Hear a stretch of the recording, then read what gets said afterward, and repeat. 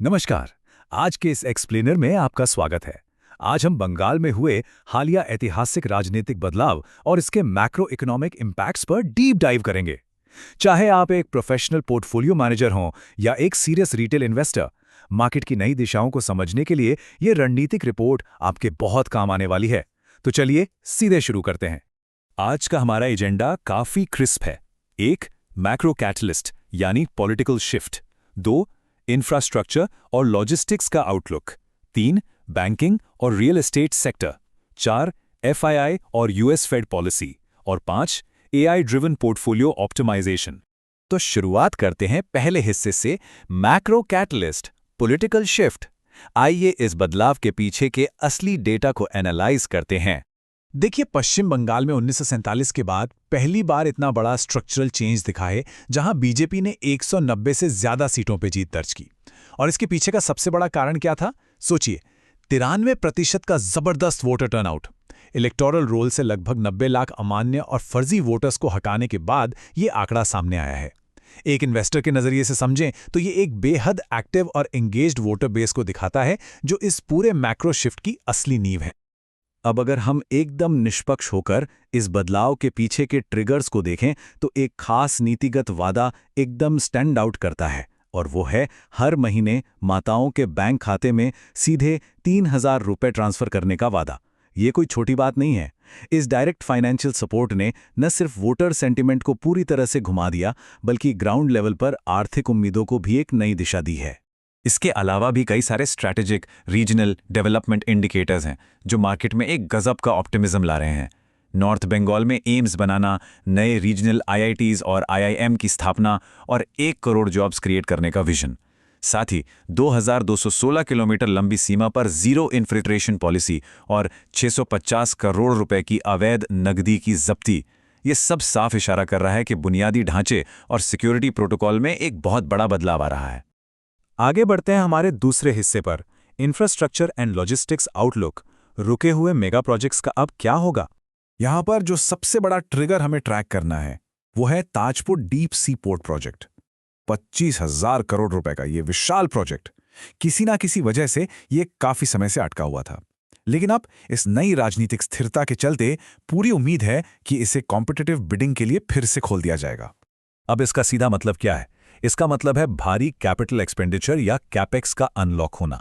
Adani ports और JSW infrastructure जैसे बड़े पोर्ट डेवलपर्स इस मेगा प्रोजेक्ट का फायदा उठाने के लिए बिल्कुल सही पोजीशन में हैं। इससे सिर्फ बड़े ऑपरेटर ही नहीं कमाएंगे, बल्कि लोकल लॉजिस्टिक्स और पूरी सप्लाई चेन की एफिशिएंसी में एक ड्रामेटिक सुधार आएगा। सच कहूं तो ये लोकल इकोनॉमी के लिए एक बड़ा गेम चेंजर है। अब आते हैं सेक्शन 3 पर, बैंकिंग और रियल एस्टेट बूम। देखते हैं कि सेक्टर रोटेशन कैसे काम कर रहा है। जब नए उद्योग आते हैं तो सेक्टर रोटेशन का असर कुछ खास स्टॉक्स पर सबसे ज्यादा पड़ता है। अगर हम फाइनेंशियल्स की बात करें तो बंधन बैंक, यूको बैंक और एसबीआई, खासकर जिनके हेडक्वार्टर्स कोलकाता में हैं, वे इस नए इंडस्ट्रियल बूम से आने वाली कमर्शियल लोन की डिमांड को कैप्चर करने के लिए पूरी तरह तैयार हैं। वहीं इंफ्रास्ट्रक्चर सेक्टर में एल&टी और एनबीसीसी जैसे स्टॉक्स स्टेट बैक्ड कंस्ट्रक्शन और रियल एस्टेट बूम के सीधे लाभार्थी बन सकते हैं। सेक्शन 4, एफआईआईज और यूएस फेड पॉलिसी। चलिए अब थोड़ा ग्लोबल मैक्रो हेडविंड्स को नेविगेट करते हैं। आपको पता ही होगा कि विदेशी संस्थागत निवेशकों यानी एफआईआई की भागीदारी इस वक्त अपने ऐतिहासिक निचले स्तर के आसपास मंडरा रही है। तो ऐसे में एक बहुत ही क्रिटिकल सवाल उठता है, फेडरल रिजर्व का बदलता हुआ नेतृत्व भारतीय इक्विटी में विदेशी पूंजी के फ्लो को कैसे बदलेगा? मार्केट की आगे की वॉलेटिलिटी समझने के लिए इसका जवाब जानना बहुत जरूरी है। एनालिस्ट्स इसे केविन वॉश इफेक्ट कह रहे हैं। बाजार को पूरी उम्मीद है कि जो नए यूएस फेड चेयर आने वाले हैं, केविन वॉश, वो ब्याज दरों को स्थिर रखने के बजाय अग्रेसिव रेट कट्स को प्राथमिकता देंगे। और हम सब जानते हैं कि जब अमेरिका में इंटरेस्ट रेट्स गिरते हैं तो कैपिटल वहां से निकलकर भारत जैसी उभरती अर्थव्यवस्थाओं की तरफ भागती है। तो अगर हम डॉट्स कनेक्ट करें, एक तरफ हमारे पास डोमेस्टिक पॉलिटिकल स्टेबिलिटी है और दूसरी तरफ यूएस फेड रेट कट्स की प्रबल संभावना। ईरान कॉन्फ्लिक्ट या दूसरे जियोपॉलिटिकल शोर शराबे को अगर हम थोड़ी देर के लिए साइड रख दें, तो भी ये कॉम्बिनेशन एफआईआई की वापसी के लिए एक बिल्कुल परफेक्ट और स्ट्रांग बुलिश थीसिस बनाता है। Finally section 5, AI driven portfolio optimisation. इन सारी मैक्रो इनसाइट्स को हम असली रणनीति में कैसे बदलें? आज के समय में चाहे आप एक स्मार्ट रिटेल इन्वेस्टर हों या प्रोफेशनल एनालिस्ट हों, आप इन इनसाइट्स का फायदा कैसे उठाएंगे? जवाब है इन्वेस्टिंग प्रो जैसे AI driven portfolio management tools के जरिए। अब जरा इस डेटा पॉइंट को देखिए, ये सच में हैरान करने वाला है। पिछले 5 सालों में जहां हमारे ट्रेडिशनल निफ्टी 50 इंडेक्स ने करीब 83% का रिटर्न दिया है, वहीं प्रोपिक्स AI की Bharat market out performance strategy ने उसी दौरान 663% का जबरदस्त रिटर्न जनरेट किया है। और अगर हम स्पेसिफिकली इंफ्रास्ट्रक्चर सेक्टर की बात करें, जिसे हमने अभी एनालाइज किया था, वहां तो AI का इम्पैक्ट और भी माइंड ब्लोइंग है। निफ्टी इंफ्रा बेंचमार्क का रिटर्न 70% रहा, ठीक है, लेकिन AI की इंफ्रा टाइटन स्ट्रैटेजी ने 755% का छप्पर फाड़ रिटर्न दिया है। ये अल्फा जनरेशन का एक बेहतरीन उदाहरण है। लेकिन ऐसा होता कैसे है? इसके पीछे की कार्यप्रणाली एकदम ऑब्जेक्टिव है, बिना किसी ह्यूमन इमोशन के। AI का एल्गोरिथम सबसे ज्यादा पोटेंशियल वाले टॉप 20 स्टॉक्स को स्क्रीन करता है। फिर हर महीने की पहली तारीख को बिना चूके पोर्टफोलियो को रीबैलेंस किया जाता है।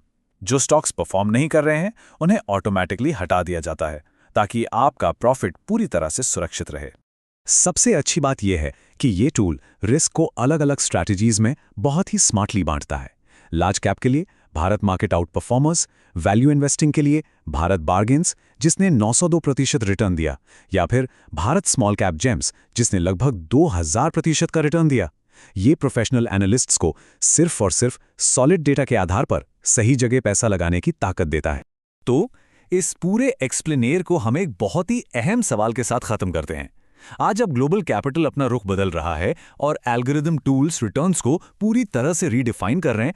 क्या आपका मॉडर्न पोर्टफोलियो इस ऐतिहासिक मैक्रो शिफ्ट का फायदा उठाने के लिए सच में तैयार है?